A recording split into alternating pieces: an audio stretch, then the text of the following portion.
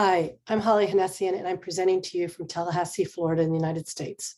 My talk is titled Environmental Degradation and Redemption, Healing Through Making. We're going to look at 10 artists who focus on issues of climate change and want to raise awareness and care for the environment through their art making. The first 5 look at environmental degradation as a wake-up call.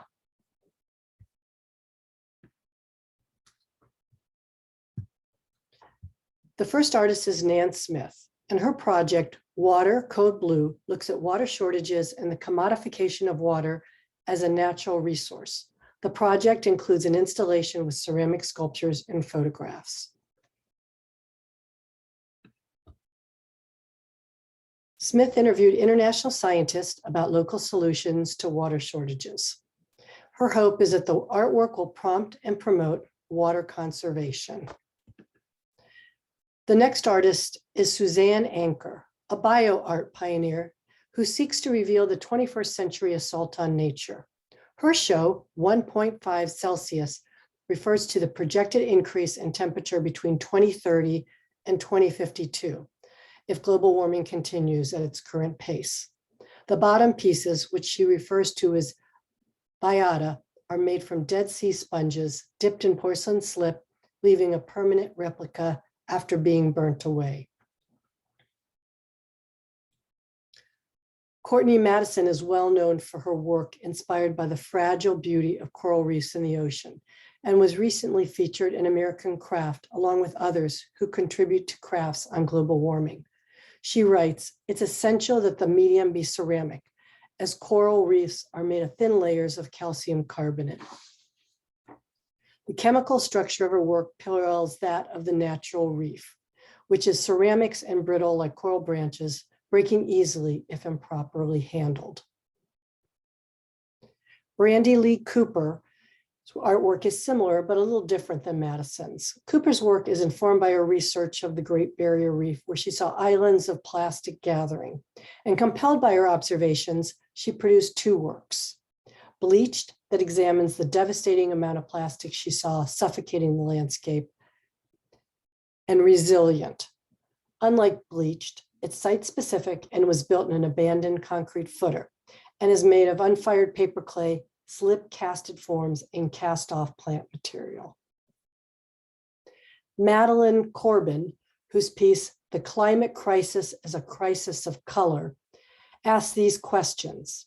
With eco-tragedies already defining the 21st century, the swelling seas losing their blue to acidification, how can we rehabilitate communal imagination with urgency? With the information embedded in matter and history, can we speculate about possible futures? And the next 5 artists use work with pottery or design attributes that incorporate making, well-being, and awareness in their art making practice. Bradley Clem's functional work is vibrant with graphic images of plastic waste on the surface of his work. He pairs images of plastic to his forms and brings a sense of urgency during functional use. And for Julia Galloway, making pottery is how she understands the world.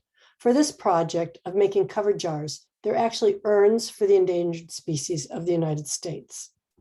On each urn is an image of an endangered, threatened, or special concern species. The urns are displayed empty, as most of the species are still alive. The emptiness is a sign of hope. Manuv Gupta's excavation in hems of clay looks at ecosystems and global warming. He looks at the inference with nature and our disregard for environmental consciousness. This work is a metaphor for the polluted River Ganges, entangled with pollution and a shrinking level of water. In my own work, I've created a 25 limited edition social practice project titled the Hurricane Emergency Art Kit. Designed to be used, it links single plastic watered bottles to increased hurricane activity and ultimately to global warming. The central object of the kit is a water filtration system to clean water and can filter almost 400,000 liters of water to be used during a hurricane. And this is the last slide I'd like to present.